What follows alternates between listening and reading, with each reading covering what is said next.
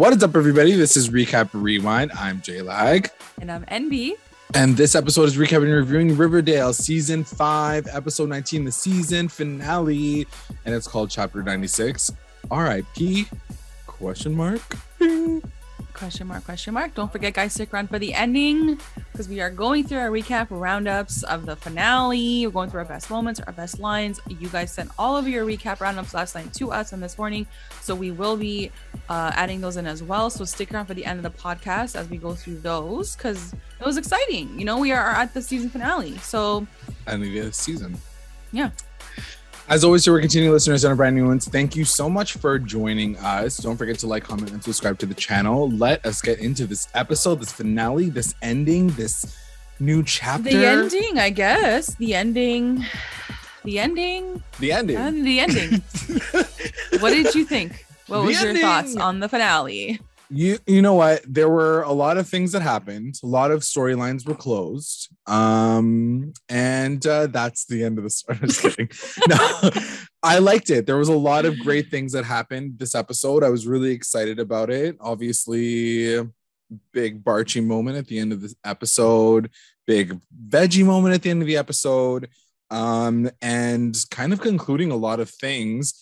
Not super happy with how things kind of, I mean, not that I'm not super happy, but things didn't really work out the way that I expected them to in some situations. The Cheryl storyline, I can't wait to talk to you about it because it is fucking bonkers, bananas, cuckoo, bananas, Cocoa Puffs. Like, I can't. What did you think? Yeah, I think I agree with you. We'll see, I guess, as we go through the episode. But I will say, I think it was a season finale in terms of definition of what a season finale is supposed to be. Right. But if you ask me, there's no there's no juice. It was missing. So like, it was poink. Yeah, like I felt like I finished and I was like, okay, like there was a little something that I was missing, and I don't know which part necessarily I feel that way. Like I love the whole election, I love that whole council, and I love all of that.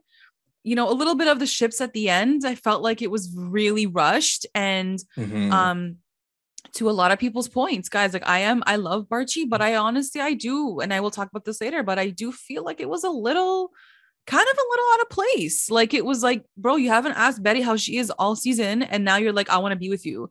Hold on, like, why do you want to be with her? Like you didn't even discuss that. So There was a couple of little substantial scenes I feel like I needed, and I didn't get that. And even Hiram, I'm sorry, Hiram's goodbye was, I'm sorry. Like, yeah, let's talk about it. Let's get into that. We'll get there, but I just overall we got what we wanted in terms of like what a finale gives you. Sick cliffhanger, like everything kind of came around, but like I'm missing like substance.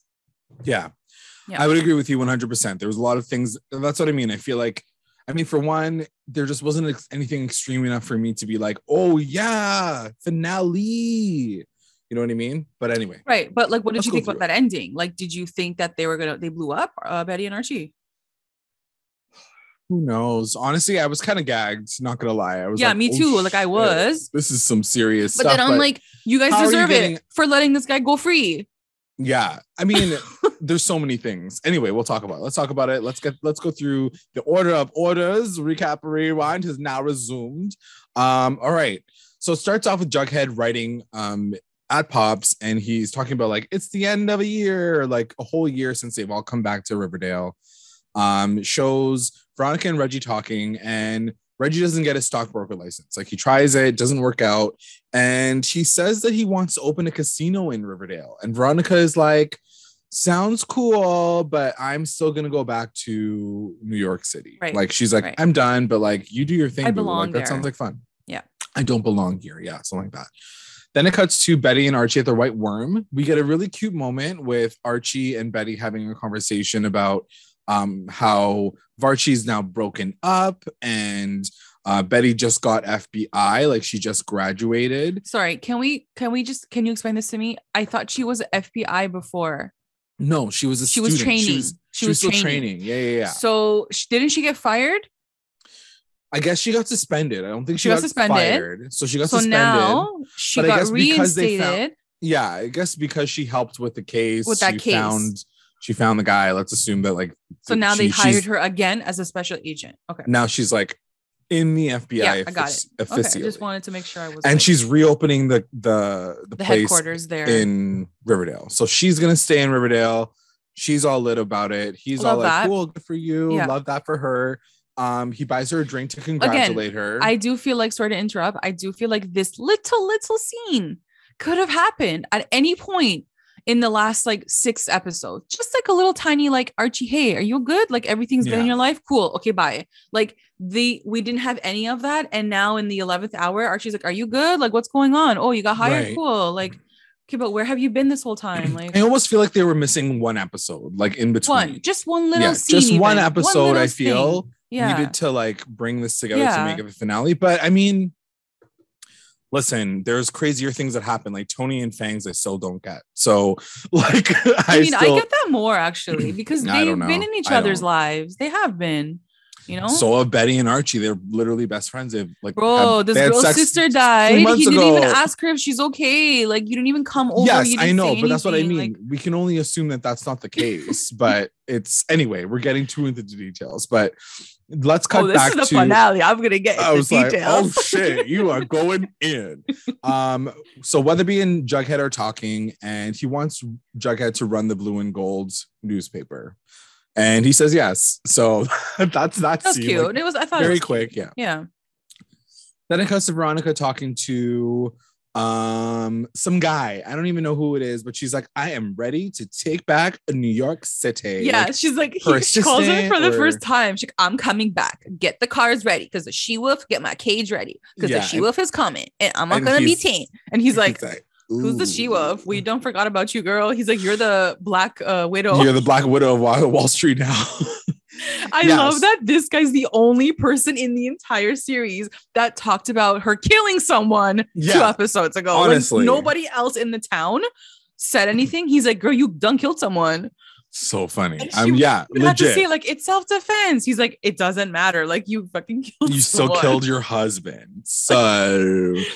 Yeah, so essentially the word got out that she killed him, and now she's being called the Black Widow of Wall Street. He says, like, stay where you are. Like, you probably shouldn't come back for a while. Yeah. So now Veronica's plans of going back to New York City are dashed.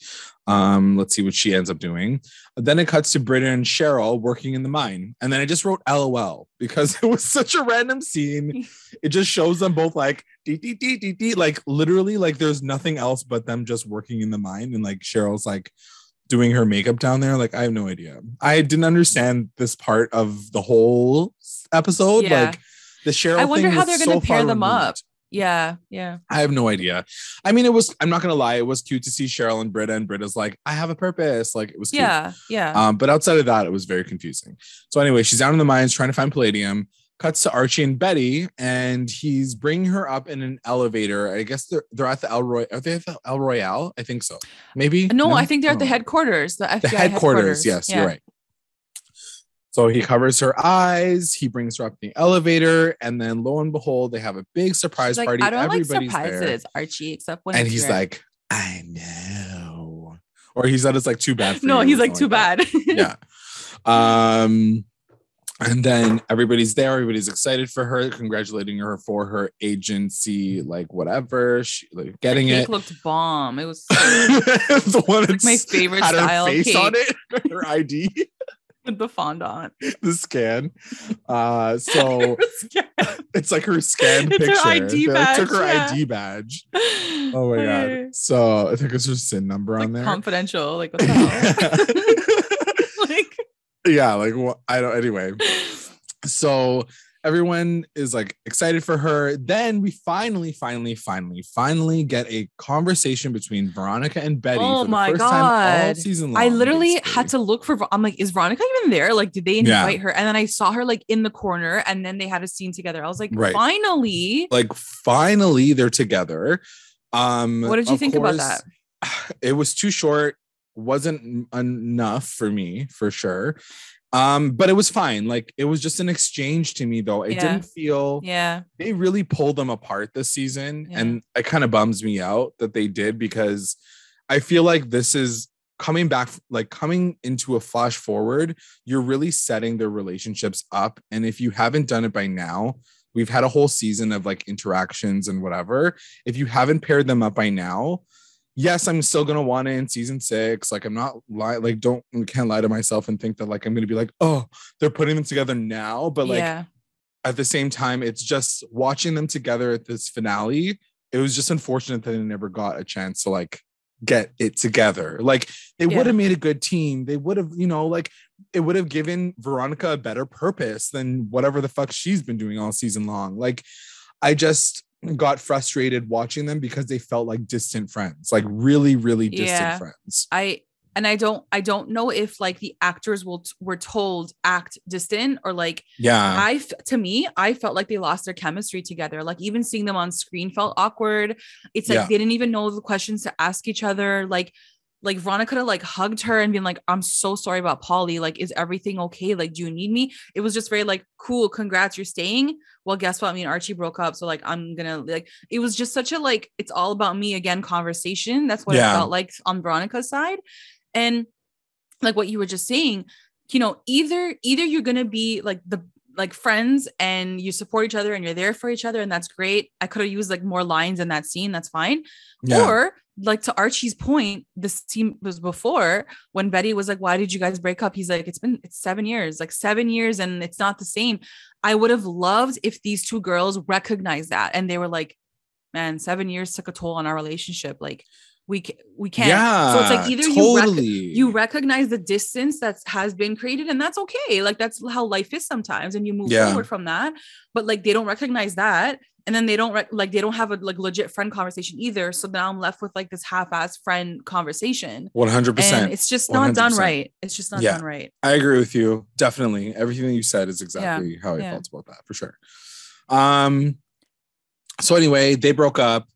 And it was fun because the final like line that Betty says is like, well, at least you get to go back to New York City. Bye. Like, that's what I mean. So that what you were saying, like the chemistry was so off. She was just like, okay, well, at least you were like leaving. And maybe they were trying to do that on purpose. Like, I don't know. I don't know. I guess maybe. But anyway, whatever. Cuts to Tabitha and Jughead. First of all, them together in this scene, I was like, they are so cute together. They are really cute. Of them together? No. This episode, I was like, I'm sold. Like they're cute. I'm together. Sold. Yeah, and totally like sold. He didn't look like a bum. He actually looked like a normal human being. With like his hair clean and like his hair was nice. He was wearing a nice shirt. I was like, he looks like a legit cute person. So I bought it. Totally. And he decides that he wants to take her for dinner because they hadn't had a chance to go to dinner during the musical. By the way, I don't know if and also I was like, I thought they were gonna want to have sex. Like the way like she winked at him at the end, she's like, do you want to go to that restaurant? He's like, right now? She's like, yeah. I'm like, oh, it's like code word to like go and like bang in the car. But then they literally go to eat dinner. I was like, they go to eat. But also, I didn't realize the restaurant they keep talking about. Every single person keeps mentioning Cucina Sacasa. I'm like, oh, it's like Roberto Sacasa, like it's like his last name.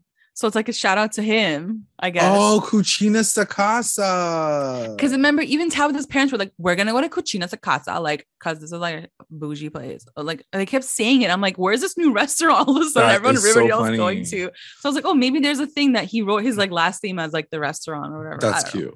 I was just thinking that. Yeah. You're probably right. Yeah. So anyway, he takes her to dinner. Cute moment. And then it cuts to Frank and Alice. They have a conversation. What were we thinking? Wanted this to happen. I wanted we get phallus. It's like phallus 2.0 because it'll phallus. Be like Frank and Alice. FP. Like he didn't even show his mother effing face. I know. I mean, he's off the bill. You the most. I know, but still, like do a FaceTime or something.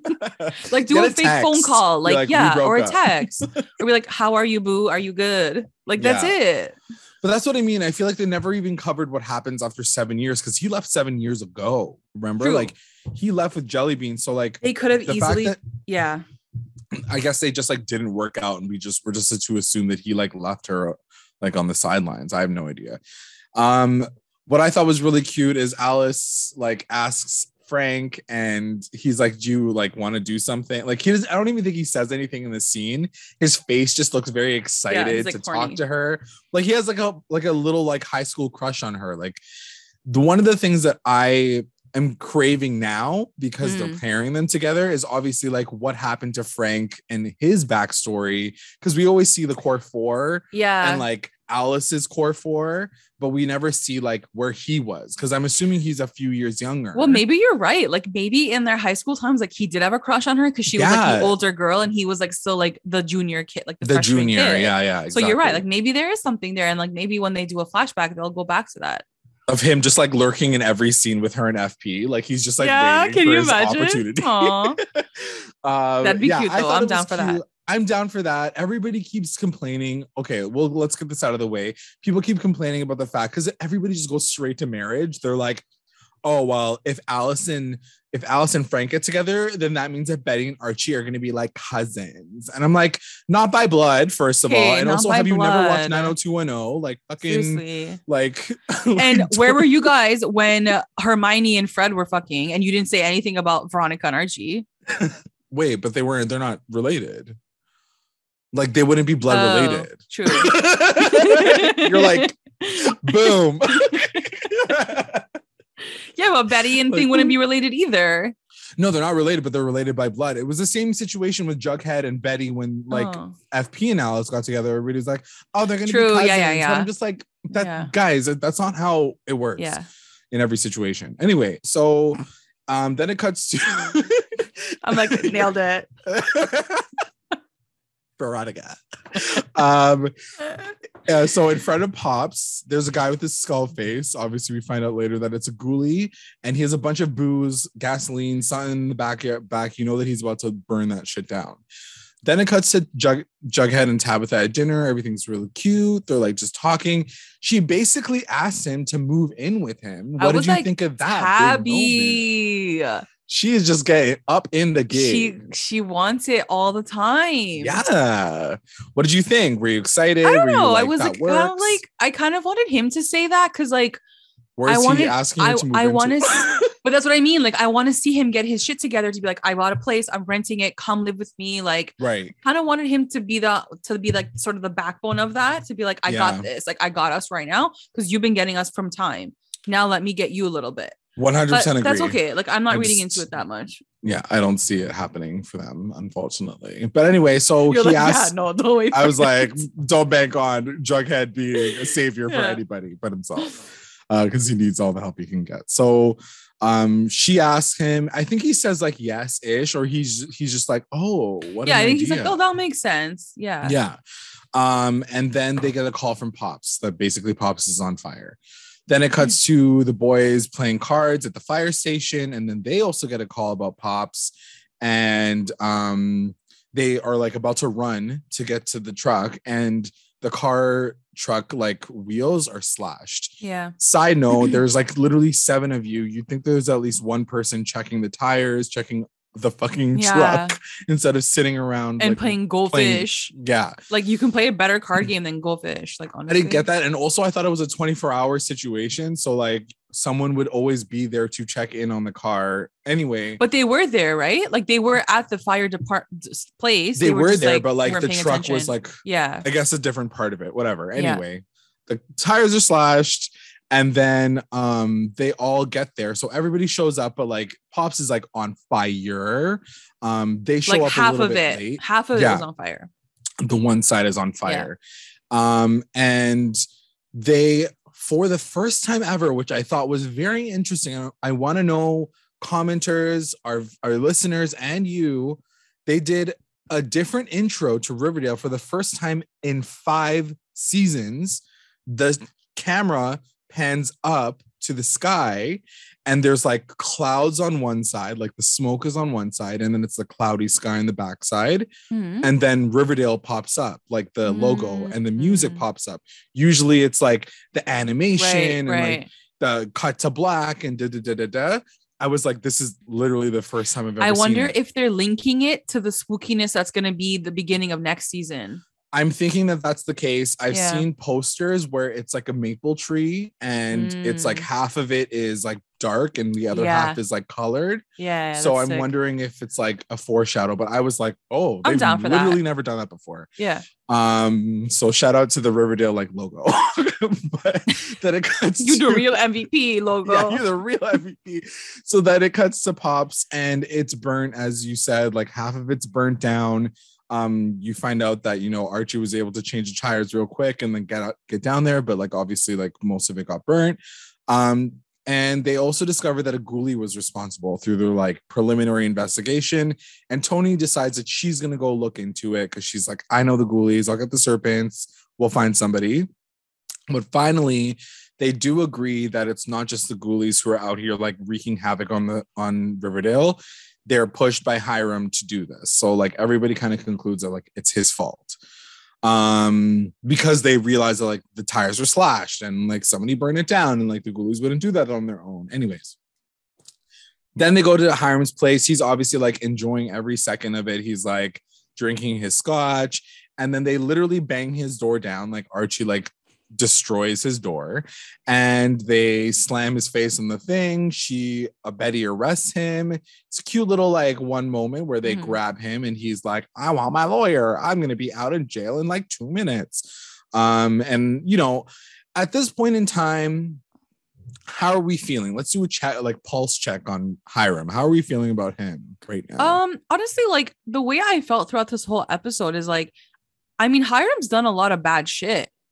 Yeah. But I wasn't like really like that mad at, like I was mad at him obviously, but I'm like, he's done so many other things over the 4 years. Yeah. Like, and now you guys are like, you're out, bro.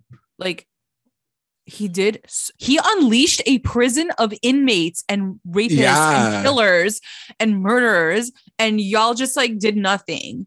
Right. And he sets a restaurant on fire and you like, I mean, it's Pops, motherfucker. I get it. I get it. And I'm saying like, you don't fuck with it, but like, also like, I just wasn't at that level of like anger yet. I don't know. Like, yeah.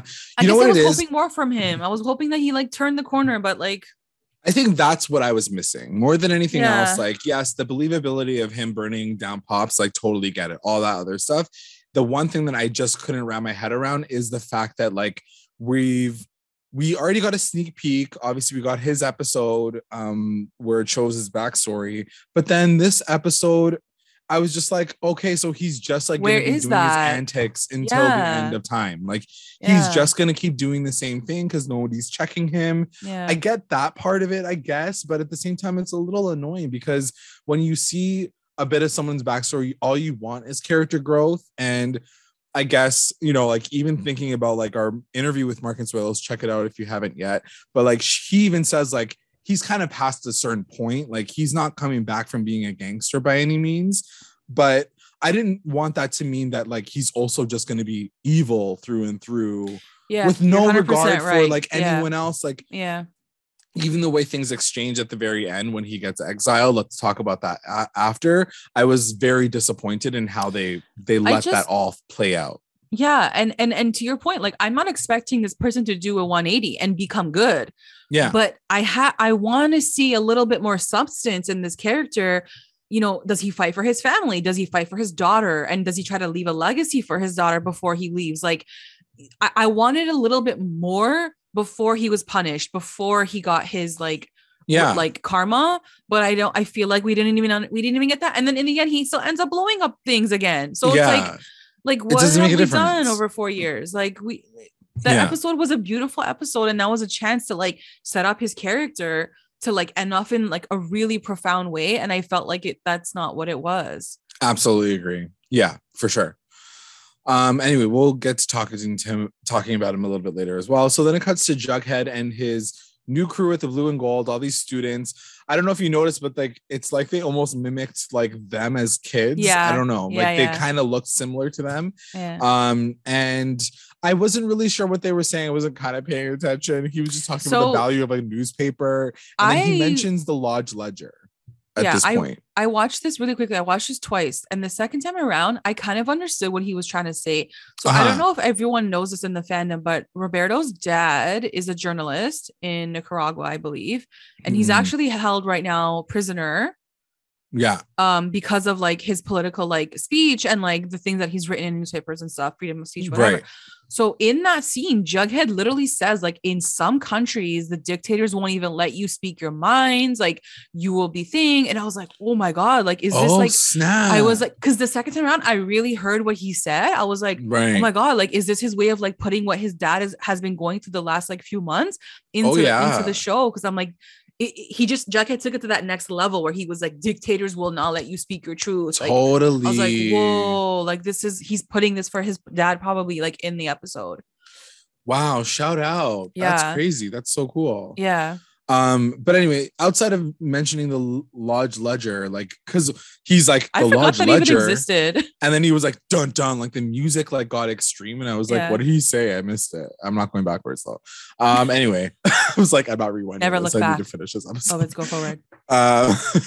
Anyway, so that happens. Then it cuts to Betty and Archie talking with the sheriff, and they basically need to find hard, cold evidence that Hiram is the one behind like the arson and the fires and the this and the this. I love how Betty was like, everyone's like, how should we do this? Betty's like, can we just go and find like any piece of evidence that like this man has done? There's a million pieces of evidence. Yeah, I just didn't understand how it like took them, and it took them so long to get to the point of like asking Veronica. They were like, we need to know someone who has like the insight and the knowledge and the Veronica like will know. She hasn't spoken to her dad in 7 years. What is she gonna know? Call her. Well ask Reggie at this point in time. Yeah, like, or Reggie, exactly. And he did. He did. Exactly. Then it cuts to the White Worm, and Tony is interrogating the ghoulie that burnt down Pops. The scene was badass. Pissed. I love this scene. She is pissed. She is a woman on fire. Like, I was living for this moment. She basically says, like, you know, my bar is down here. Why would you even think to wage a war on the serpents when, like, are my bars down here? You know, I'm the serpent queen. Like, what the fuck is wrong with you? And he kind of claps back at her and he says, the serpents are a fucking joke. Wow. He's like, you guys mommy. Are losers. You're a mommy now. Like, this guy's driving trucks around like losers. You guys are all losers. And he said that Hiram basically promised the ghoulies once Riverdale burned down that they would get to like control the rest of Riverdale. And then this is when Tony's like, well, listen, bitch, you're going to get what's coming to you. And then she asks Fangs to turn on the radio, and she like basically beats his ass all straight to hell. I loved it. Like, I love this moment. Yeah. Tony's so fucking badass. Yeah. She's so cool in this moment. Then it cuts to Betty, Veronica, and Archie having a conversation around the table. They're trying to find I think they're in his like office or like looking for papers because it was dark. They're like, they have the flashlights. I'm like, guys, he's in jail. Like, you can turn the lights on. Like, ain't nobody care that you're in his office right now. They're like, I know, with flashlights, like looking. Legit, that's the first thing I thought of. I was like, just turn the lights on. You don't have to be like, oh, what so does that say? Dramatic, and they're so dumb. Like, yeah. Go turn the lights on. So they do find papers about Hiram wanting to reincorporate the town of Sodale because apparently it's incorporated, and because Riverdale's not incorporated, he has the ability to swallow all of Riverdale under Sodale. So that was like his plan from the get-go. Now we know why he unincorporated the town, why that even mattered in the beginning of the season. That was his big plan.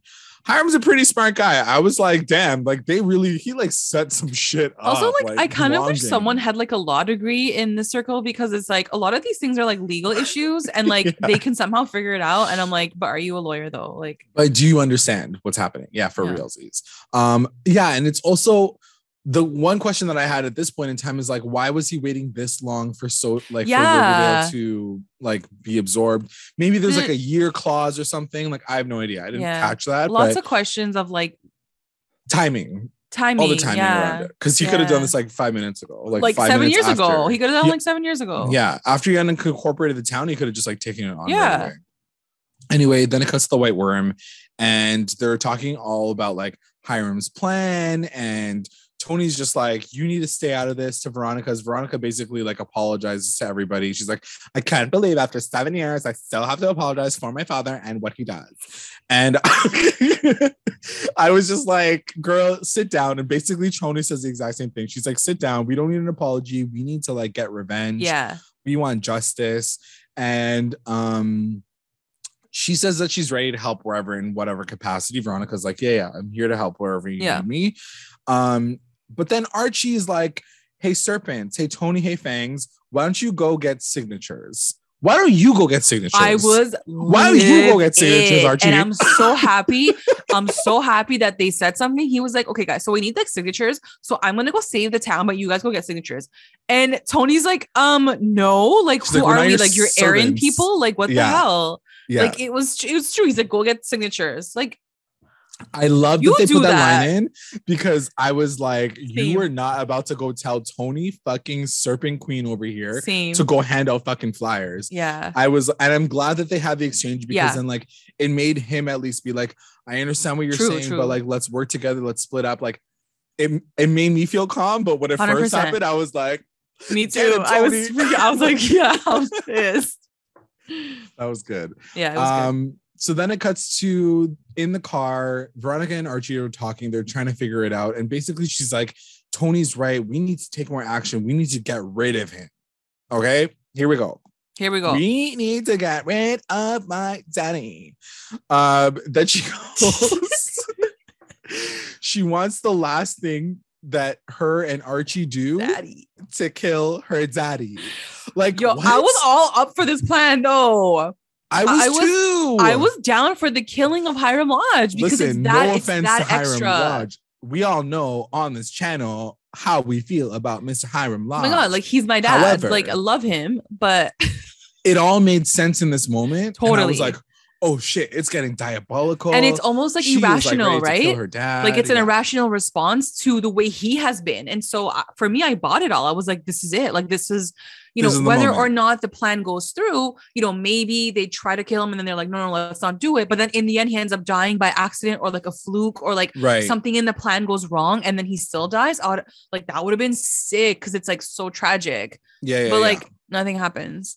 Nothing happens. It was a bit of a bummer. Anyway, let's get to that point later. So she says, let's kill him basically, right? Like, she says that she wants to kill her dad. Yeah, she wants to like, get rid of him. Let's also talk about that. Maybe she doesn't say kill. They don't say kill specifically, but she's like, oh, he could like, we could get him out of the jail and no one would notice. And then I think Archie says something like, we could take him to the Blossom field, which to me sounds like you're going to kill him in an open field. You know what? You're absolutely right. They were ready to kill him until Reggie knocks on the door. Yes, and then Reggie knocks. He's like, I have this. And they're like, oh, okay. Situation. They're like, we'll go with this one inside. Yeah. So he knocks on the door. He's like, I have a USB. I have all the info, the smoking gun as it is. And we find out later what it is. Also, so shout out to the rain because it was like extra rainy that day. Shout out to the rain. Then it cuts to Betty and she gets a phone call, and it is the TB motherfucking K. Ooh. I was like, oh, you're still around? I thought we were over you. Like you're so extra. Very scary. Like come and kill her already. Like what are you doing at home? Well, he like, basically says TV. Yeah, he's like watching her graduate essentially. So he's like, congratulations for getting FBI, but he does say like, stay out of my way. Like I hope this isn't going to be an issue for us, like you and I.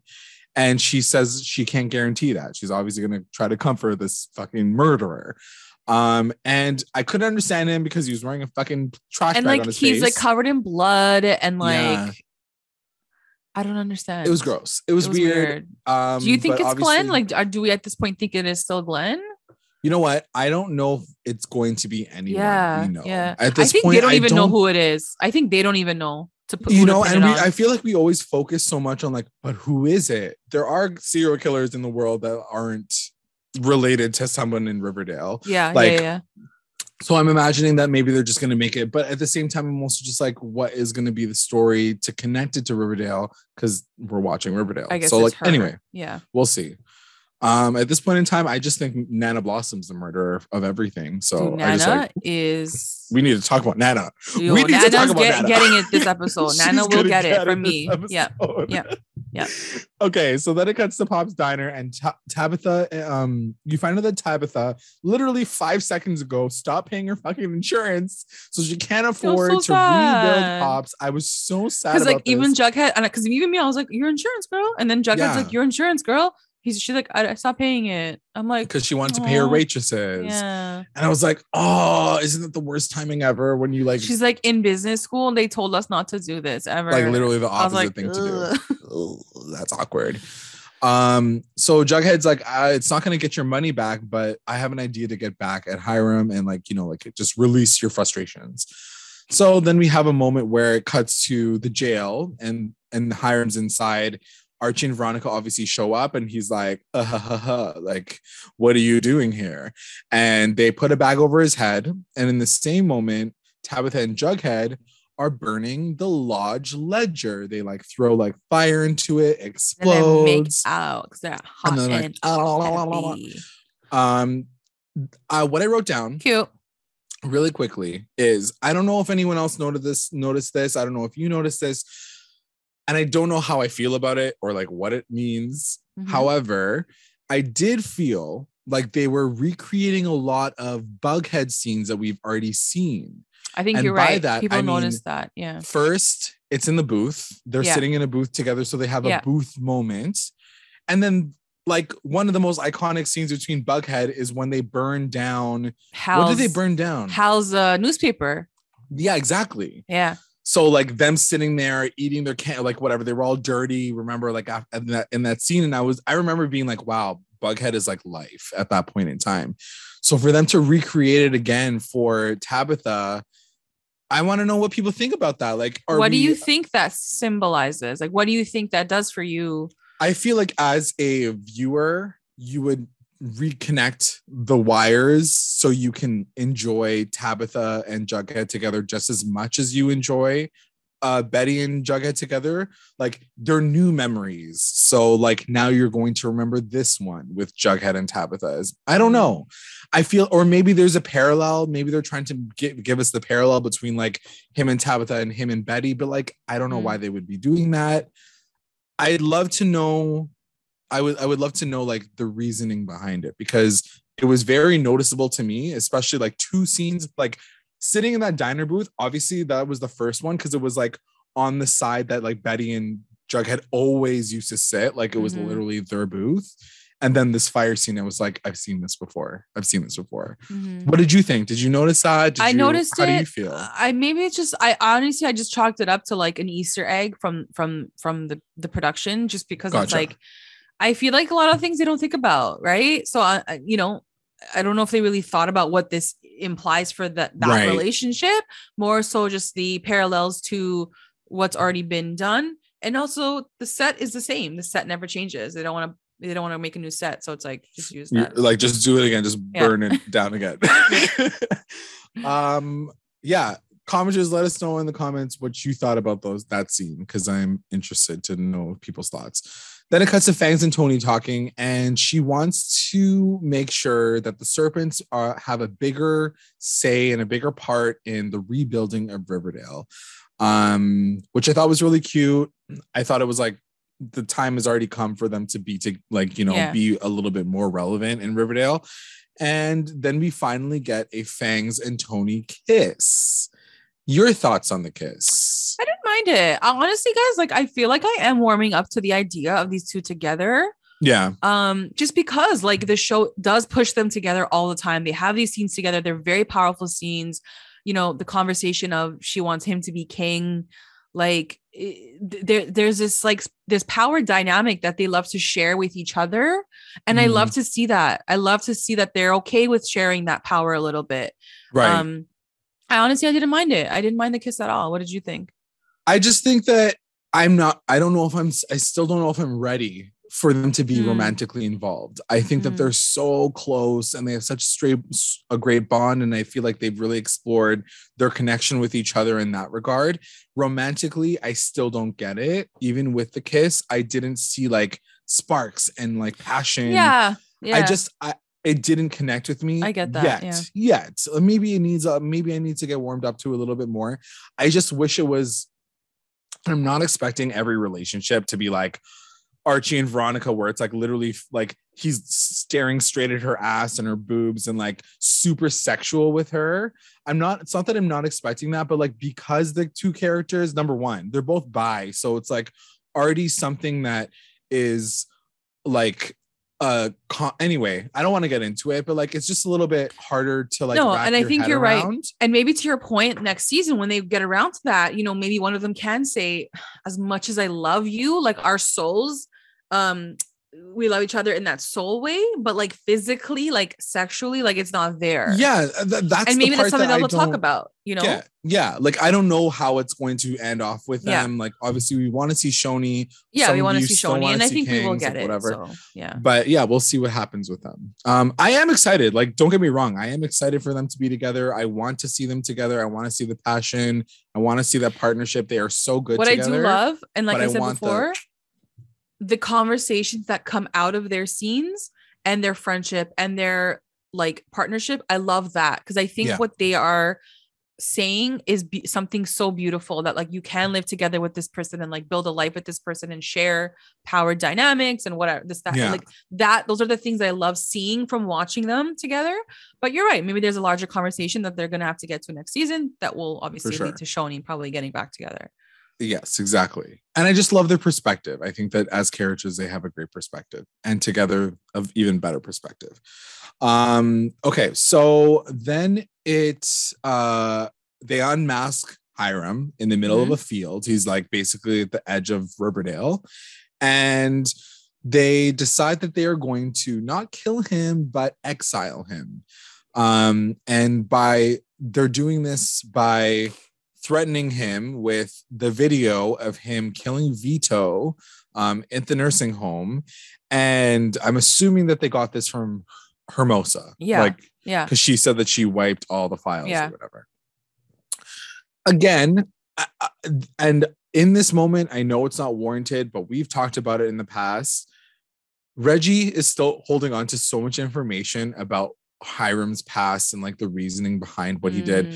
He knows who Vito is. He didn't say anything. He knows that Vito is the guy who killed Veronica's grandfather. Right. Like he knows this information, and it's just kind of frustrating. And I'm not saying it's Reggie's fault at this point, because like Hiram also has the opportunity to be like, that man that I killed your like grandpa. Where is that conversation? Why don't we get that conversation the most out of this scene? And it was frustrating to see him leave Riverdale the way that he left. I didn't want it. It's not that I didn't want him to die. I don't know if I wanted him exiled. Watching it through, I'm like, the amount of times that Hiram has something to say in the moment that matters the most, he's literally being exiled out of a town with nothing in his pockets. Silent. He's like, okay, goodbye. Goodbye. What? You're talking about Hiram fucking Lodge, who has literally everything to say about everybody. He has no reason. Like, even creating a character like Hiram, you think that at his very last edge, when he's at the edge, he'd get desperate and he'd be like, you know what you did? Or like he'd start lashing out or something. He just like sits there, takes it, and then leaves. I'm telling you, J-Log, I felt very like an I love Mark, and like I wanted like a beautiful send-off. I literally didn't even know this was his send-off. I was like, oh, he's gonna be back. And then like I saw the next thing on the timelines that he's gone. I'm like, how is that a send-off though? Like he barely said anything even. And like you're telling me Hiram Lodge, this villain, this iconic villain, is just gonna walk away like and not say anything? And how powerful would it have been if like he looked at Veronica and was like, this is the guy that I killed because he killed your grandfather. That's your grandfather. And in that moment, if she turned around and she goes, sides with her dad, and then imagine that we end up like, this season with Veronica siding with her father. Or like create a little bit of tension between her and Reggie and be like, why don't you ask your boyfriend who that man was? Like, you know what I mean? Like something, anything. Instead, he's like, it's Archie's fault. I hate Archie. And then he runs away. Like, after 7 years, how many years of having to deal with this child and like blaming him for everything? Like, you think that he would have come up with like something of more substance. We got a whole episode that gives him more substance. Why are you letting him leave the way that he left? I 100% agree. So disappointed. Shout out to Mark. I love you. We don't know when he's going to come back to the show.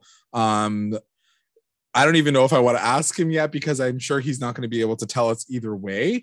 But at the same time, like, I was a little upset about it. I'm sure everybody's excited that Hiram's probably not going to be a problem for a while. But that's the thing, and it's like, I don't know. I want to see a little bit more. I want to see a little bit more of like, you guys did something. Like, yeah, you're gonna commit to killing a character. Commit to killing a character. Like they didn't. They were just like, let's just keep Hiram much here in case we ever needed to get back, and then like 5 years we'll call him back. No, like commit to something. Either put him in jail. Something. Because now I'm looking at all of these guys and I'm like, you guys are all idiots. You let this man walk free. This man who caused so much evil to your lives and to the town, you let him walk free. You're like, does that make any sense? Does that make any sense to you guys? Between the entire town. He just blew up your favorite restaurant.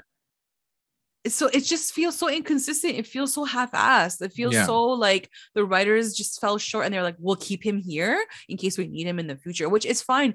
You could put him in jail and he could still get out. Like, exactly. It's just they could have done anything. He left without a scratch. Like no one even beat him up. Nothing. Archie didn't even punch him.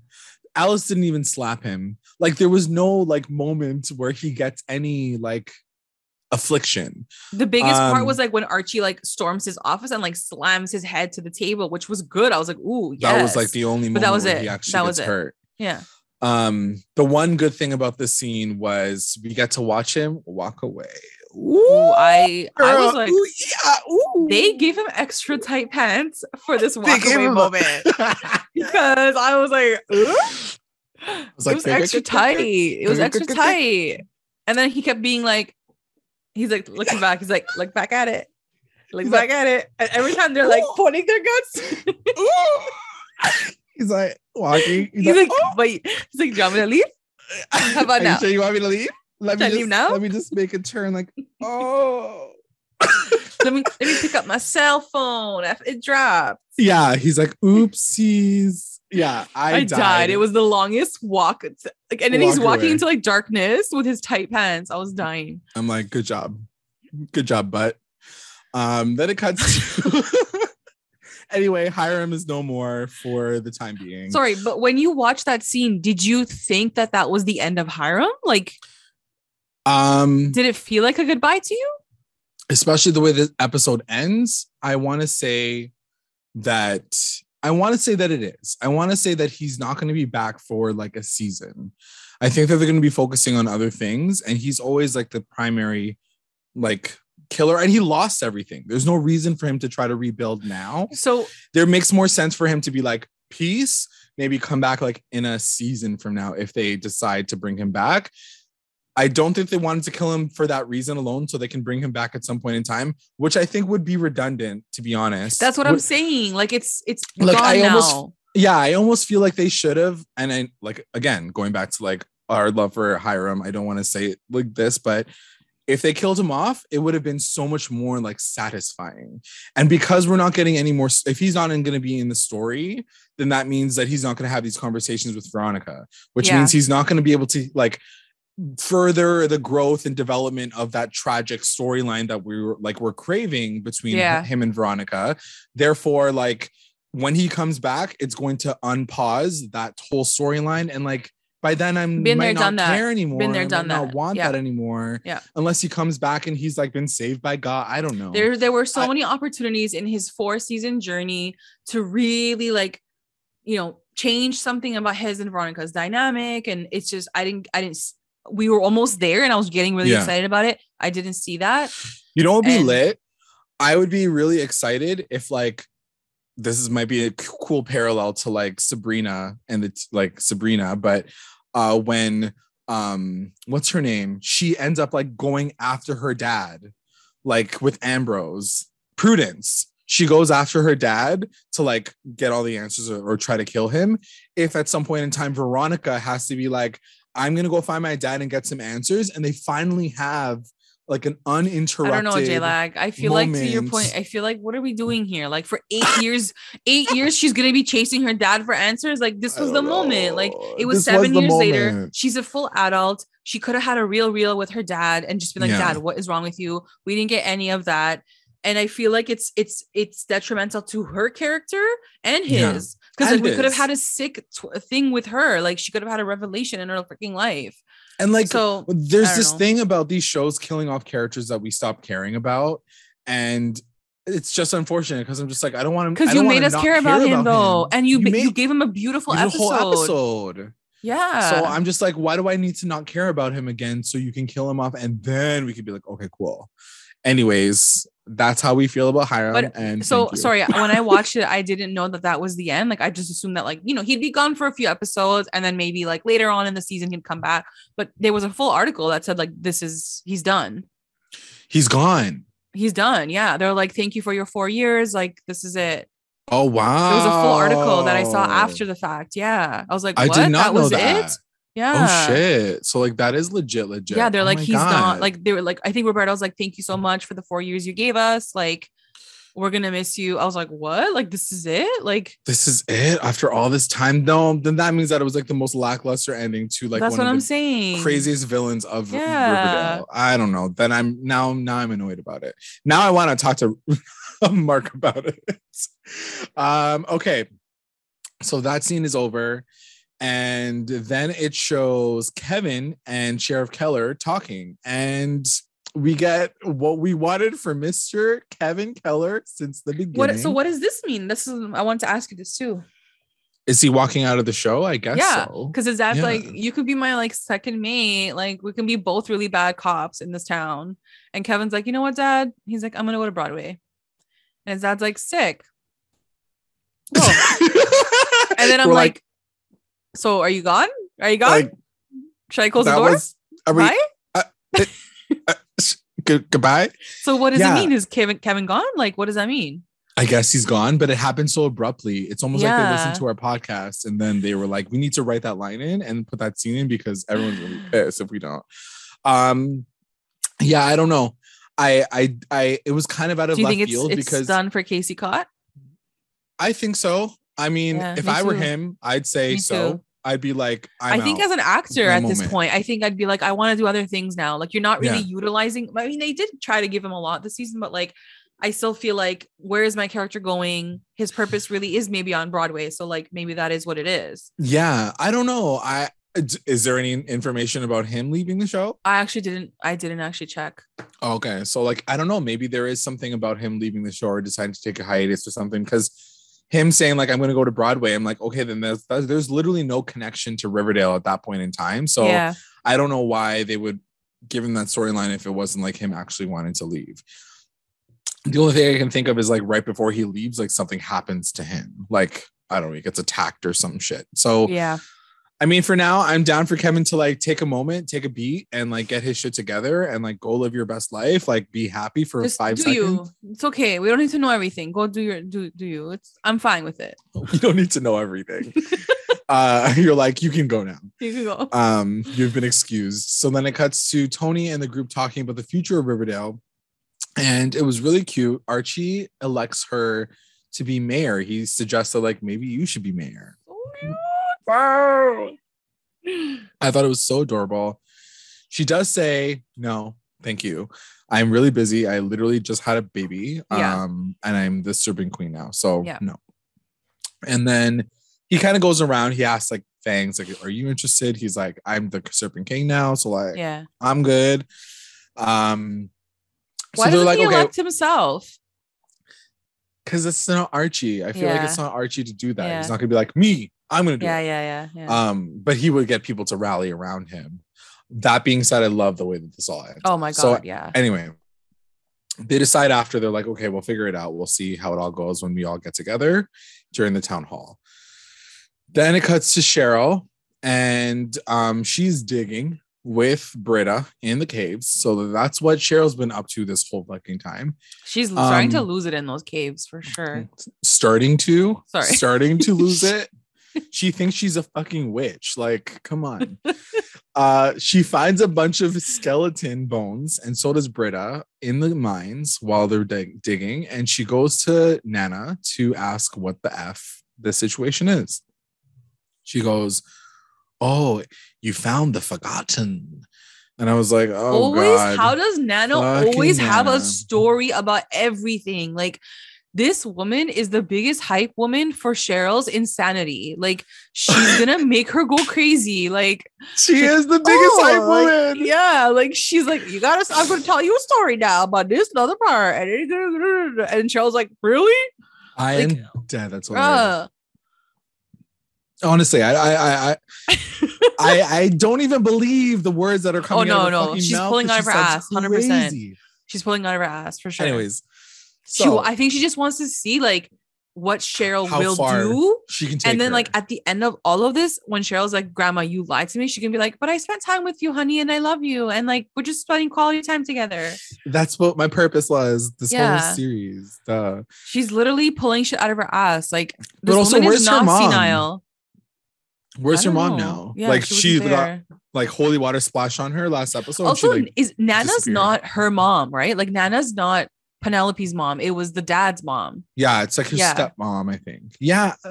It's not Penelope's mom, right? Yeah, yes. Because Penelope's not the Blossom, technically. It's like it was the dad. It was a dad, and then she was married. Yeah. Anyway. Yeah, something like that. So it's like her mother-in-law. Right. Mother-in-law.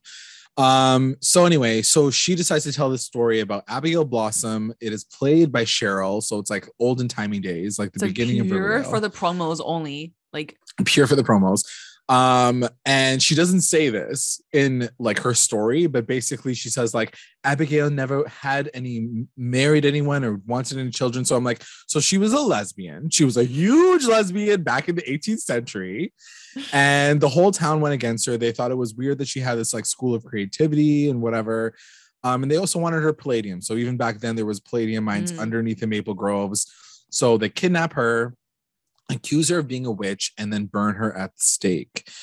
I never understand these stories. Let me just take a quick pause and tell you how I think this story is already bullshit, because when they talk about ancestors and they talk about like, oh, let me tell you a story about Abigail Blossom and how she got burned at the stake. How is she the descendant of someone who got burned at the stake? Like, did she have a baby? You told me that she didn't get married, didn't have kids. Maybe she was like the sister of someone. But like, I guess, but like maybe she was like the dad's sister or something. But then like, where's her family? Like, why her family just like left her in this house to burn to death? Like, I don't understand. Anyway, I'm sure there's like some connection. You're probably right. Like, she had a brother who like left Riverdale. Who knows? Anyway, burned at the stake. And then it cuts to Abigail / Cheryl cursing BUGHEAD, Jughead, Betty, and Archie's descendants because it's literally them. Yeah. I couldn't stop laughing, by the way. I was dying. Like, when it cut to Jughead's fucking mustache. What was his name? It was like Jebediah Jones. Yeah, Jebediah Springfield. Yeah. Like Beatrice Cooper. Yeah. Archie was just Archibald. Archibald? Like they just kept the same name. Yeah. There's been like a million Archibalds in his entire family. Anyway, so it shows her cursing them. And then I love wrote how down after Veronica was like, wait, I'm not in this. She's like, I'm not a part of this story. So like, she is. I know. She's so fucking like about herself. She's like, so my descendants weren't in this one. Yeah. So annoying. Anyway, so I wrote down, who is out here believing fucking Nana after that Mothman storyline? Like, she's that so made no bored sense. with her life. No. She is so bored. And then she goes, it's all in her diary. Once again, plot hole. How is she writing a diary when she's been at the fucking stake? Like, did she come back to life? It's so funny. So someone said that on Twitter yesterday. They're like, how did this bitch like write when she was like burning? Yeah. But when I rewatched it, Nana doesn't say write it. She said it was said in her diary. So like, maybe she like spoke it and then someone else wrote it in her diary. I don't know. I'm just trying to like, this is an Anne Frank storyline. You know what I mean? I don't know. Yeah, I know, because people said that too last night on Twitter. They were like, how would she write her own when she's dead? I know already. I'm just like, but maybe that's Cheryl, like, you're so gullible. Like, exactly. Maybe that's also trying to show us how like gullible Cheryl is and how far gone she is, that she's not even thinking about like those details. Yeah, no, you're right. It's true. I mean, that's like a very common basic detail. I don't know. But, like, she's that far gone that like she's like, oh my god, yeah, my Nana's right. Like, that's what I'm saying. Like, hype woman. Like, she's just like hyping her up and she's like believing it. Like, yeah, true. Then it cuts to Pop's diner, and Tabitha and Pops have a conversation. Pops, welcome back, Pops. He's back from Florida. He had to come out of retirement, and he decides that he's going to give her a loan to like start everything back up, but only if he can come back to work. I didn't understand the reason why. He was like, do you want to come back to work? You're retired. He's basically like, here's money, but also like, I need to work. So like, you have to like, let me work too. I'm like, what kind of plan was that? Anyway, also like asking about this now because like it's probably not going to come back later, but do you think Tabitha's parents are going to come back into the storyline at all, or was it just if for they that do, episode? I could care less, right? Like I'm not really invested so much in her financial like woes about Pops.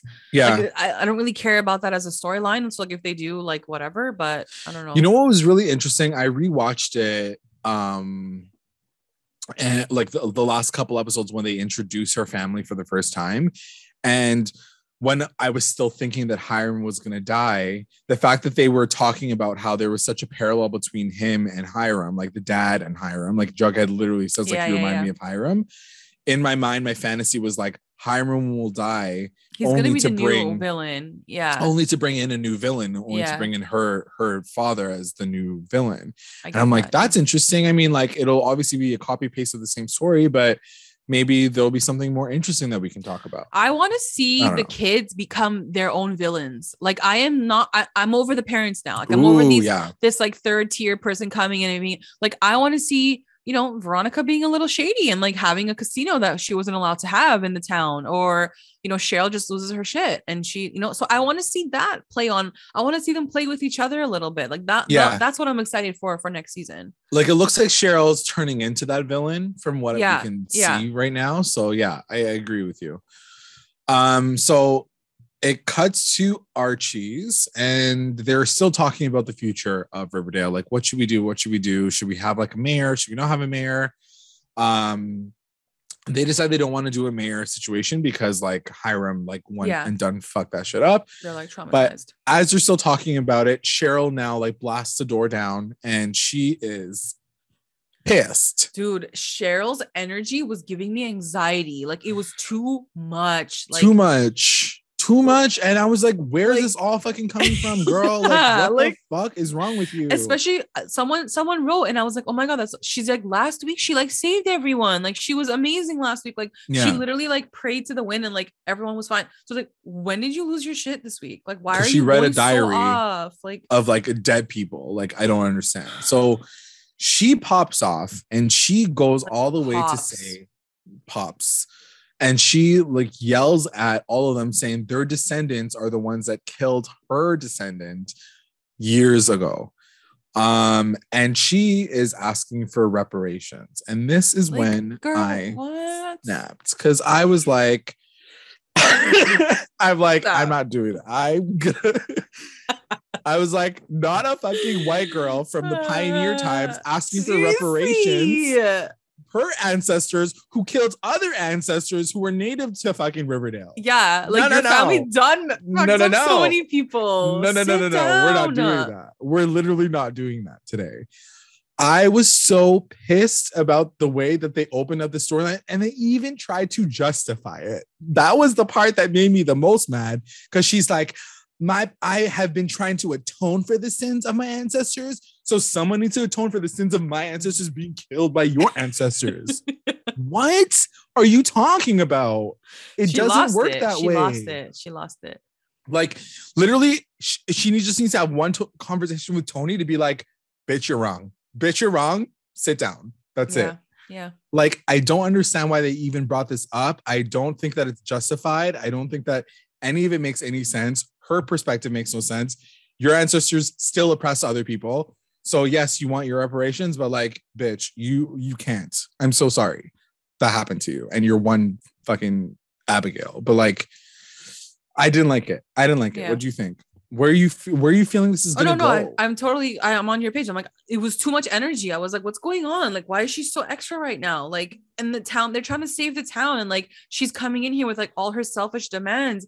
And Archie's like, girl, read the room right now. Like, we are trying to save the town. Yeah.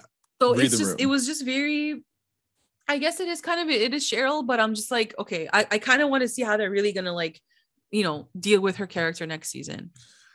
Yeah, I just feel like how much further down she needs to go. Like she's already not like really how much more exactly. Yeah. Like she's already not a part of it. Like how much more dark does she need to get in order for her to snap out of it? Why does she keep being that character? Like first you made her like have her brother's dead body in the house. Then you made her do this. Then you like she's always like that person that you like throw the dumbest, craziest shit onto. Like can she have a season where she's actually like normal and like fine? She was literally holding bees in her hands 3 episodes ago. Like what's happening? It's like to too Cheryl? much because like they want to give you that gag, but it's like, okay, like you can't, it's always her now. You like, can't give all of that to her. It can't always be a gag when it's the same character doing it all the time.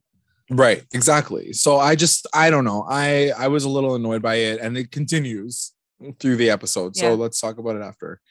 Then it cuts to Jughead talking to his blue and gold, and he decides that they're going to be changing their newspaper name to the Riverdale Choice. Is that what it was? Yeah, I was like, okay. I was like okay, cool. Thanks, you're not a political bye. group. You're a newspaper. Like he got very political, talking about like everybody needs to have like a bipartisan like conversation.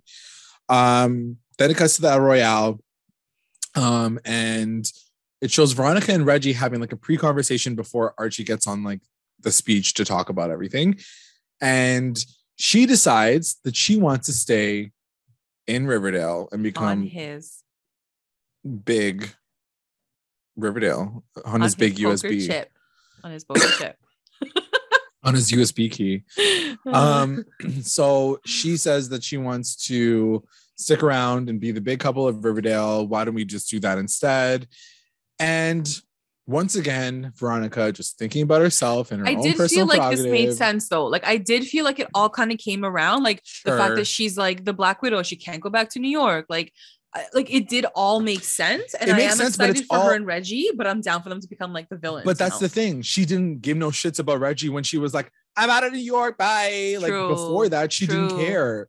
So now that she's like, oh, I guess I can't go back to New York. She's like, let me propose something else, when Reggie. when he does say, he's like, remember our good times at like Le Bon Nuit? She's like, I remember those fun times. I was like, so she does remember them. It's just like, listen, I'm being very, very hard on Veronica right now, because right now I cannot stand anything that she does. So she could speak and like say the nicest thing, and I would be like, shut up, you idiot. So I am definitely being hard on her. I agree with you. It was a nice moment to see her like make that connection with Reggie and him being like, sick, I got a partner. Like, I am rooting for them. Don't get me wrong. It's just Veronica's really annoying me right now. That's right the only problem. Right now. Then it cuts to Archie and he gives his speech. What do you think about the speech? Oh my God. Loved it. This is all falling into place. You know, it's all falling into where it's supposed to be. And I'm just really, really happy that this is where we are now in the show, that like the town has turned for the better. Right. Yeah. And so, yeah, I love this. I love that there was a council and so he basically decides that there's going to be a council. There's not going to be a mayor. And this is when Cheryl again storms in and like asks for her reparations. Literally every single person, including like Betty, was like, shut up, like sit down, one episode and we'll figure it out. Like, calm the fuck down. Very annoyed about Cheryl storming in this moment, but she does say like, oh, so I guess you're going to create a council of 4 people. And who is it going to be? You and Archie and Betty and Veronica and Jughead. You guys? It's going to be the car far. And then he's like, actually, I was going to ask Tabitha, Tony, Alice, and Frank to be the heads. And I was like, so cute. It was so cute. I love this. It's like old generation with new generation. And like, that's how it always should be, like, you know? Yeah. Different perspectives. I loved it. I thought it was so great. I was so happy they got Tony and Tabitha in there. I was just like, oh, this is the cutest thing. And this is when Cheryl says, effective immediately, Thornhill is going to be pulled from Riverdale. They were no longer allowed to use any of their resources. So like maple syrup, everyone's shortage. Like, go away, go. We don't even care. Go sleep. I'm surprised that you didn't do that 7 years ago when you became a recluse. Like, exactly. Girl, we've been waiting. So then it cuts to Veronica and she talks to everyone about making a casino. What do you think about this, Mom? I loved it because I do feel like this is very true to who she is with Reggie. So it makes the most sense. But when they do say it, right? Because she's like, we're going to have a casino and we'll do this. And then, you know, it'll be like white glove, like very like she. And then I don't know who said they're like Atlantic City. And then Alice is like, no, like, we're not going to do that to Riverdale. We're not going to do that. And then Frank's like, we need to fill out our potholes and we have no money for a casino right now. So you can already see the foundation of like this tension of like, okay, well, we want to do this casino, but you like, right. And I love this. If this is the direction they're going to go in, I love this. I love it. Well, that's the thing I wrote down. Alice basically was like, before we deal with your fucking wealth and you bringing like wealth into the town, like we got to fix the fucking town. But here's the first. thing. And then like, you know, depending on where the show goes with it, obviously, but like, this is a real concern, right? Because it's like, how do you bring in money? You bring in money by having like these entertainment places where like you can generate income. Sure. But that also brings in a lot of negative things. But it does bring in money that you guys need to repair your potholes. Yeah. So there is always this bigger discussion of like how do you do good without doing bad? But sometimes the bad is it does help a little bit for the other stuff too. So it's going to be interesting. It's going to be like real talk, like real debate. And to your point, you asked the question, like you said, like the characters started becoming a little bit more villainous. Do you think that Veronica might 100%. end up becoming that person? 100%. I hope so. Like, but the way that she's got to do something. The way that they ruined Hiram at the end, like I obviously have no faith in it, but like I would love if she starts slowly turning into her dad, right? Like if the profit's her bottom line, what is she going to compromise to get that? Well, that's the thing. The first thing I thought about was like the first thing you're thinking about is like money. Like this woman, she's always been thinking about is money. Daddy's daughter. We're talking about fucking saving Riverdale. Like you were literally your father's daughter. But to her point, she's in her mind, she's like, I'm going to do like a high class casino. It's going to bring in like rich people. Yeah. But Alice already knows. She's like, it might not go that way though. Like it might bring in more worse than you think it's going to be good. She's like, we still have a sketch alley. Like, what's wrong with you? Yeah. Yeah. Like, that's what I mean. I just feel like her priorities, even up to this point. She tried to open a jewelry store in a town that was bankrupt. She's just like, her mind is so like delusional. She's more delusional than Cheryl at this point. Like between the two of them. Anyway, after everyone leaves, Betty and Archie have another moment where they're talking and it's so cute. I'm gonna just say it right now. It's so cute. He's like, what are you doing after? What you doing? What you wearing? What you doing? I loved it. I thought it was so cute. I'm so excited to see them together, which we do get to see a very nice moment at the very end of the episode. Then it cuts to Thornhill, and this is when Nana and Cheryl are talking. She gives her the curse. She gives her like the paper. Oh. She gives her like the piece of paper that has the whole curse on it. Also known as my period. Cheryl is she decides that she's going to create a school for girls, which is funny because I love. Yeah. Like we also did mention that. Yeah. Maybe like a school for like lost girls or something. Yeah. Like and then she decides to read the curse. Sorry, J-Lag, what happened with the church thing and stuff? The ministry. She decided that she's going to like elevate it to like a school. Oh, she's like, no more ministry. I'm gonna do like what a waste of a storyline all season. Exactly. It's absolutely ridiculous. Waste of a storyline. Didn't make any sense. Why was Penelope there? Where's Penelope now? Yeah. All these questions are not even answered. God. So then it says, so then she reads this curse, and then the winds blow. Winds blow the windows open. Boom, shakalaka. She is magic. She is cool. Whatever. Then it cuts to Archie, and he's putting up the new sign of Riverdale. Like they had to fix that shit up. Which was I loved it because at the time jump, remember, like he was the one that like passes by it in the bus, on the way back into town. So it was very like full circle. But then as soon as he puts it up, like you hear a storm, like this gigantic tornado is coming in. Yeah, it's like storm. And Alice was like, the weather report was not right. She's like, oh my God, I forecasted wind today, but not this kind of wind. So she doesn't say any of those things. So then it cuts to Veronica and Reggie, and they're running Pearls and Posh. But what are they doing? What are they doing? It was like there's like store. Students. Yeah, it was like a students, and then it was like the thing in the back, like it was like money laundering. Like I don't know. I didn't understand it. I was like, okay. Anyway, she passes through that, and then she sees what's his name?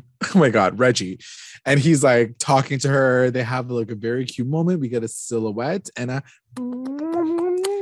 they're just cute together. Like they're very cute together. What did you think? Like, I loved it. Oh, I'm 100% so excited. Yeah. They just look good together. They have the chemistry, like, you know, whether or not they were broken up in real life in this during the shooting of this, like we don't know, but like they just look good together, and they fit, you know, like Agreed. Even they just fit, like even the way that the clothes that they wear, he's in a suit and she's in her like posh outfit, and like they're trying to get their money going, and it's like they just fit. So Yeah. I love it. I thought it was really cute. Yeah, I'm excited for them for sure. Yeah. Then it cuts to Betty and Archie at home, and Archie tells her that he wants to try again. Okay, so they're sitting in the kitchen, and Archie's like, "Hey, so like, I really want to like try again." And Betty's like, "At what?" Like, you have to admit that this conversation really did come out of like nowhere. Like, I'm sorry, like, I mean, like I could have they were all used. busy. Look, that's the way I'm seeing it. They're all busy. I can't use that as an excuse because like I do love them together and I want to see them together, but I needed a little bit more, maybe in the middle, maybe in an episode where he looks at her differently, or like he says like, "Wow, you still look really good," or something. Like you're just literally gonna go to the table and say like, "Hey, you want to try this again?" But I think that like, that's what we were getting. Like people were saying the BARCHIE crumbs, like shout out to the BARCHIE shippers, like give us the crumbs and give us all the details because we now need all the evidence. But like, I think that there were moments like, you know, when Chad and Veronica are like, you know, there's these moments where like they look at each other. Like it's already been noted by the BARCHIE fandom that they like have these moments where they glance at each other and look at each other. When the baby was born, that was one of the BARCHIE crumbs. True. Okay, that was one, but like there was a few little things that here could and be interpreted so differently. Yeah, but I think that on this channel we were always talking about the fact that like it's been interpreted as like there's still a possible chance. I mean, y'all were reaching for some of these clues, but like there were some moments that we got with Veronica and Betty and Archie. But also remember, he was in a relationship with Veronica. We were waiting for that setup to happen. You also have to remember the fact that they broke up because like she was trying to deal with the fact that her fucking sister was missing. Like he could. There was too many things happening at that point in time for us to like, realize. And like I don't need so much, but like even in this moment, he could have looked at her and said, "So like, are you dating anyone?" Like he just assumes that he's the freaking like god of a man. He's like, "Let's try this again." Like, who are you? Like, maybe she's not even interested in you. Maybe she's dating someone else. Ask her, "Are you seeing anyone? Like, I want to do this again with you. And like, I think we have this. Like, it didn't sell me." And then she was just like, "Yeah, me too." She's like, "I'm down for that." I was like, it was too easy. I'm sorry. It was a little, and you know me, like I will jump on that. But like, I needed a little bit more like, even from her to be like, "But we tried this, it didn't work. So what's it gonna? How is it gonna be now?" Fair, yeah. I get what you're saying. Like just something different, like, something a little bit different. It was so like, "You want to do this? Yeah, okay, let's go." I was like, okay. I don't know. I was living for it. It was the last like 3 minutes of the episode. I was like into this moment, all of it. I was all in 100%. So like the after I was obviously, but like I just wanted a little bit more conversation before they jumped into that next situation. Yeah, I mean, I can understand that. I just feel like at this point in time, we can only assume that half this writing is because of COVID and like it's like fucking everything's accelerated. Everything happens so fast this season. Everything happens so fast this season. But like, imagine someone said that to you. Like, wouldn't you be like, "Why do you just assume that I'm ready to get back with you when you like?"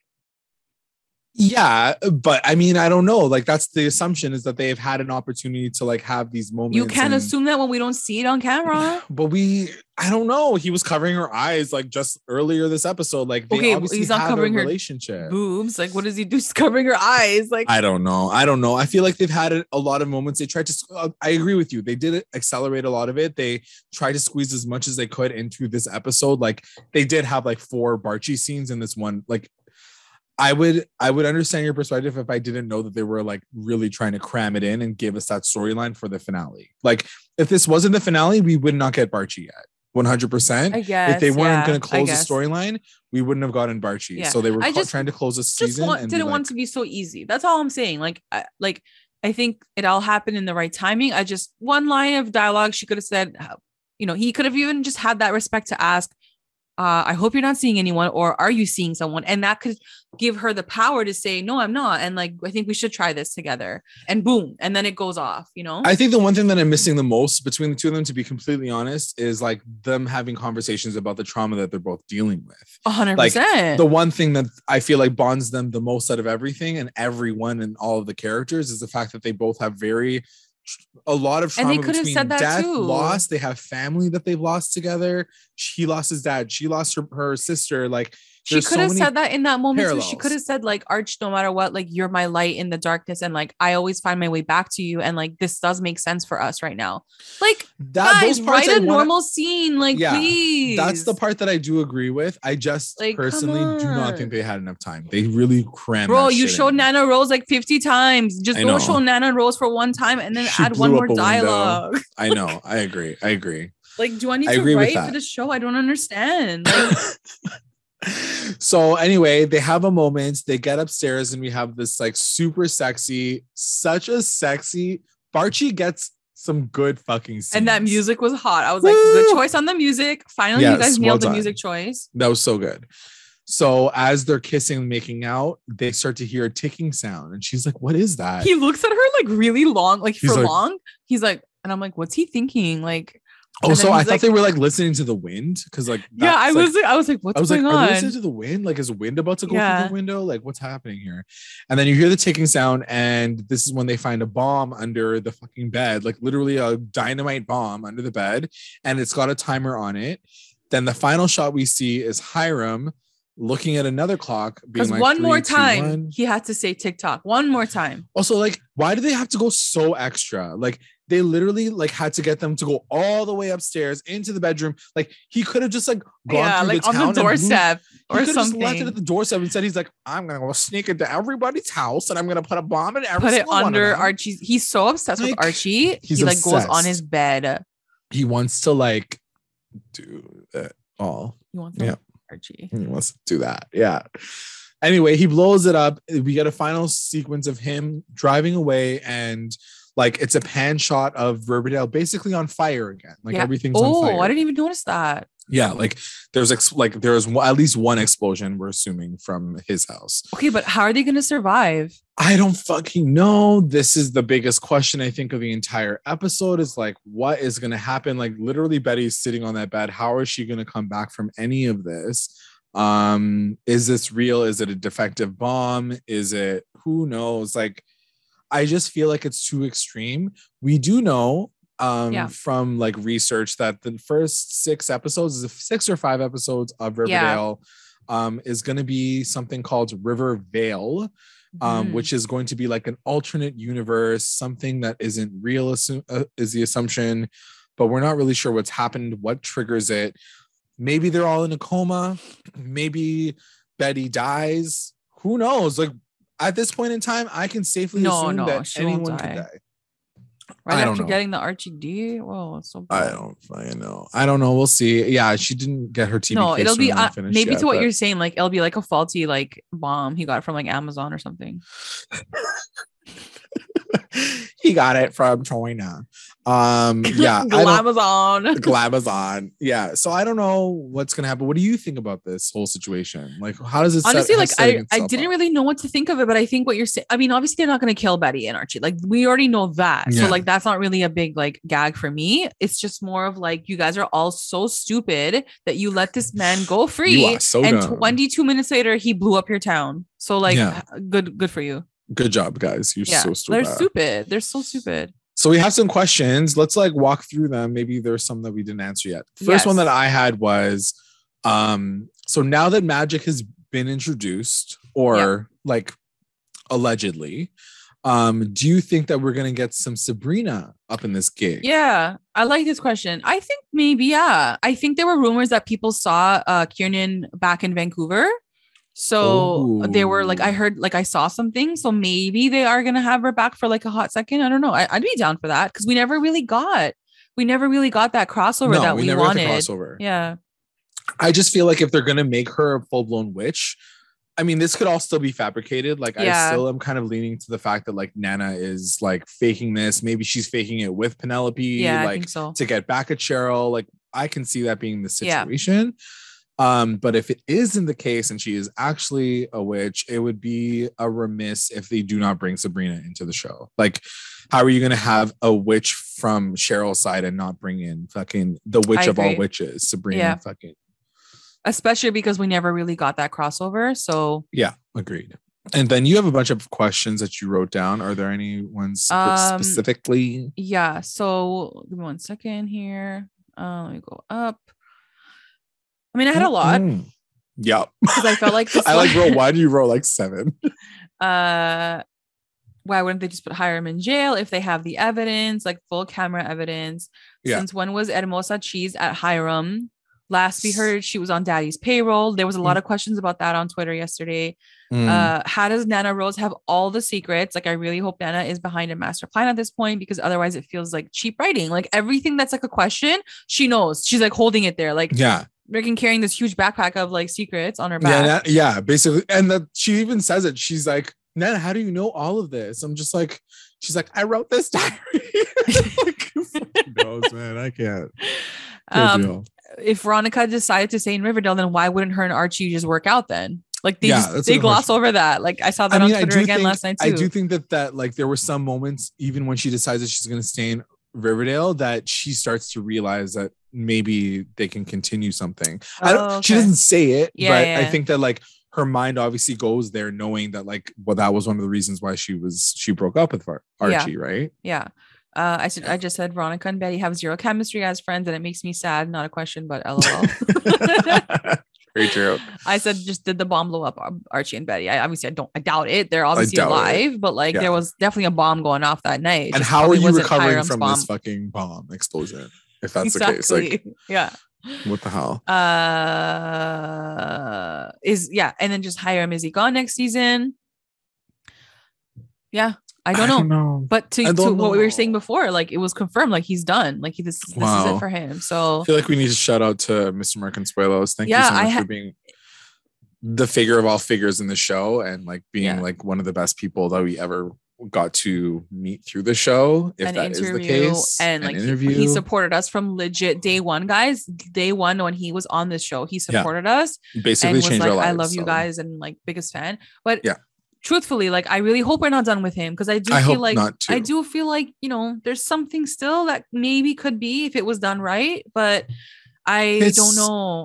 I mean, I would love to know if, now that he's like off the show or whatever, he can spill all his tea and his real feelings about the show and how his character kind of ended up. That'd be very interesting. Mr. Mark Consuelos, if you're listening, maybe in the DMs he'll get to us. Maybe we'll let you know. It'll go down in the DMs. Okay, let's get into our recap roundups. Yes. Recap roundups. Best moment. Okay, what was your best moment? Best moment, I think it's like yours. I think just the council election and that whole discussion and then that whole debate. I loved seeing all the town members come together and like agree on something that truly like makes a lot of sense for them. So I loved it.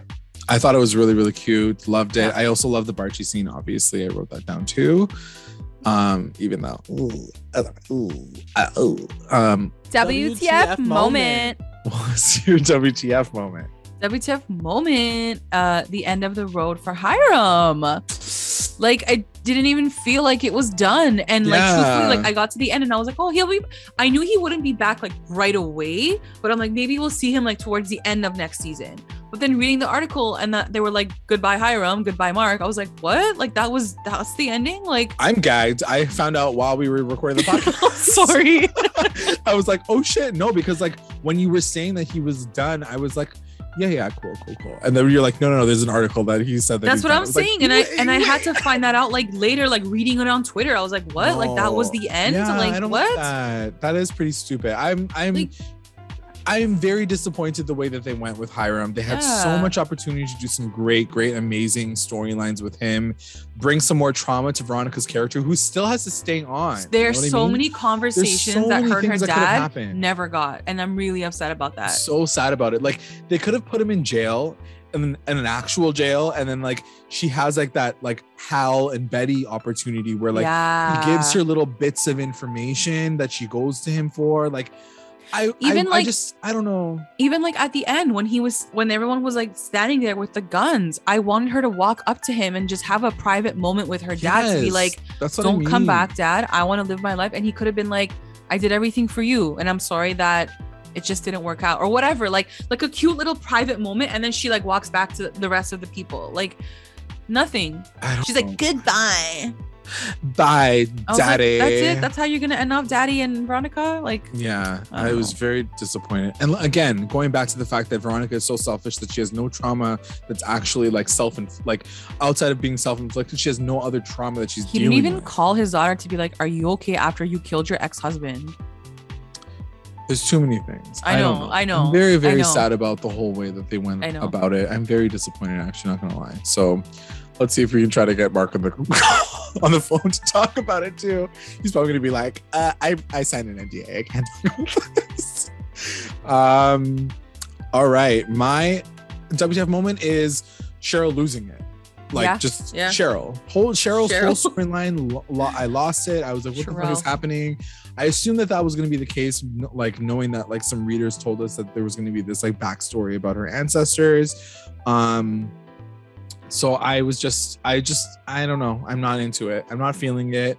I'm not excited for it, to be honest. Like, I love magic. I'm a magic little bitch. Like, and I just magic. Can't. I literally watched Practical Magic just this past week. I can't. I don't know. I'm not into it. I don't know. I'm not doing it. MVP. Who's your MVP? MVP is obviously the duo of the best duos ever. Shout out to Archie Andrews and Tony Topaz for carrying this entire effing season, for being the two MVPs. They probably were our MVPs the most out of this whole season. Yeah, if we were to tally. They are the season MVPs just as well as they are this episode. 100%, they were mine as well. Archie and Tony. I couldn't choose because Tony really fucking murdered it this episode, as well as you mentioned, like this season. I think that she's such a great like standout actress, as well as her story is we're finally getting like what we wanted from Tony all this time. And she isn't behind Cheryl, which I love. And that's pretty crazy. They really changed her character. It really flipped her around. So number one, shows that it can be done, Kevin. Exactly. And it also just shows that like Tony is fucking boss ass bitch. Like, I love her. She's so cool. LVP. Who's your LVP? LVP is gonna be I agreed with you, Veronica. Veronica. I wrote Veronica for literally once again having no connection to the town whatsoever. She's just like out here doing her own thing. I want to have a pros and posh, and I'm gonna do this, and I'm like literally so separated from everyone else. The fact that no one even thought to like elect her to begin with, like to even have a say, it just all of it was like, you sit there. Yeah. And again, the fact that her father, who started this whole drama, and then going back to a character who has nothing to offer the town, I'm just like, why are you here then? Remember the way that this whole show started was Veronica coming back to town. Like, there were so many great moments from season 1, episode 1, that we have to remember that incited this entire show. Like, the death of Jason was just as crazy as seeing Veronica Lodge show up with her mom on this show.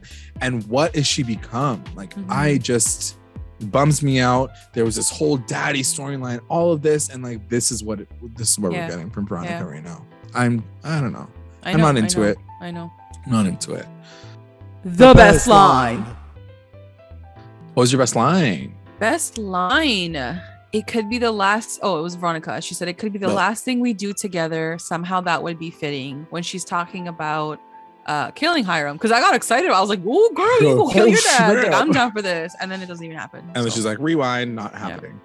Mine is going to Archie and Betty when they talk at the very end. He says, "Can we try again?" And she says, "We can. I want to be with you too, Arch." But I was like, so cute. So cute. You're like, I don't believe it. Give me more. I needed more cookies. Yeah. More little crummies. Cookies, crumbs, and crummies. I needed a crouton, not a freaking crumb. Yeah, I needed a croissant. That's what I needed. Let's get into our listener roundups. Let's start the first one. At Mackenzie Burns, best moment, Agent Cooper's graduation party plus BA ending. WTF, Cheryl being back to her insane antics after she was praised last episode. TBK phone call as well. MVP, Tabitha worrying about her staff. Love that. LVP, the bomb and Hiram's Goonies. And best line, too many, but you know I hate surprises. That was from Betty. Yeah. At Weird Takes, best moment, Pop coming back, so sweet. WTF moment, old Jughead's mustache. MVP, Tabitha for paying her staff. Like, people love Tabby. LVP, honestly, the town of Riverdale for not icing Hiram when they had the chance. Exactly. Best line, nay, cousin. I'll be honest, it's really the only one I remember. I that was funny. That made me laugh too when she said that. Nay, cousin. At CHONI5 on it, best moment, the Tabitha moments. Yes, shout out to Tabitha. Yeah. Let's do that. They actually sued as a couple. I'm so glad that people are on board with them. They are so cute together. She's adorable. Worst moment or WTF moment, Fangs suddenly becoming Serpent King. We've seen Tony fight for Serpent Queen since season 3, and now all of a sudden Fangs is worthy. We know nothing about Fangs. He literally joined the Serpents in season 2. Ooh, someone is not a fan of Fangs. Nope. I don't know. I didn't really even think about that. Yeah, me neither. Yeah. To be honest, like, who else is taking over the Serpent King role? There's like literally no serpents right now. Like, she did make a good point. Like, they're all on the road in trucks. Like, she's trying to bring them all back together. So it made sense to me. And I also think that Fangs is freaking cute as an actor. MVP, myself, for watching this lame finale. Ooh, she didn't out like the finale. LVP, the Tony and Fang ship. It makes me sick, and they really don't have anything in common except being serpents and having a kid together. I mean, that's a lot of things. That's a lot of things to have in common together. I was just gonna say the same thing. I was like, I don't know. It's not that. I mean, your name is CHONI5 on it. Her sick. I mean, her name is CHONI5 on it, so I can only imagine that she only wants CHONI to happen. I connected the dots. Yeah. And then they do say, P.S. I'm enjoying Cheryl's witchy storyline, and I wish she wasn't so lonely. Why can't she have friends? Why can't the C4, the core 4, appreciate her? She has done a lot for them over the years. If it wasn't for her, the school would be legit closed. She's the one that comes with the answers, aka the sugar man. I feel so sorry for Cheryl. She's right. What she's saying is right, but like, Cheryl flip-flops. Like, again, like we said last week, she saved everyone, and then this week she's like berating everyone and saying like she's owed something, and it's like, girl, like, you're so like.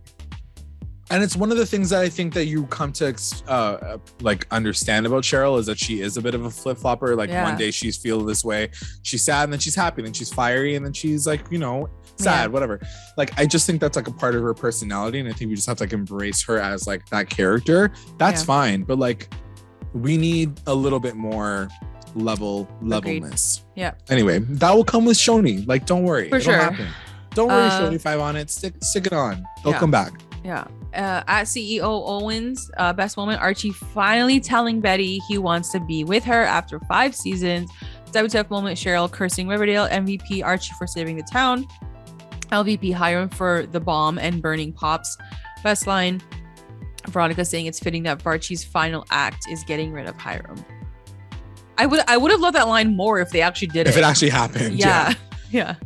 Ruthie Ann says, best moment, Betty and Archie together. All their scenes was just chemistry, and when they are on screen together, it makes the episode.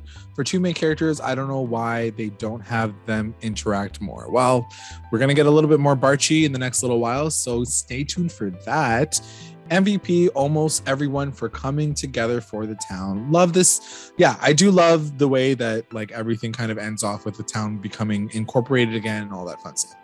LVP, Hiram and Cheryl. Hiram needs to stop blowing things up and wouldn't have let him walk away, kill the bitch. And Cheryl, shut up. What are you doing? Betty is family, and whatever sin you have fall on your niece and nephew. Ooh, good point. Yeah. That is the end of the episode finale, season finale. 5. Wow. I would like to take this time to thank our patrons of the episode, our Rewinder squad, White and Nicole, our Lit Rewinders, Tina Ann, Soleil, and Kate, and our Mommy Rewinders, Becca, Sarah, Tamala, and Grace. Thanks, guys. If you would like to join our Patreon family, check us out at patreon.com/recap_rewind.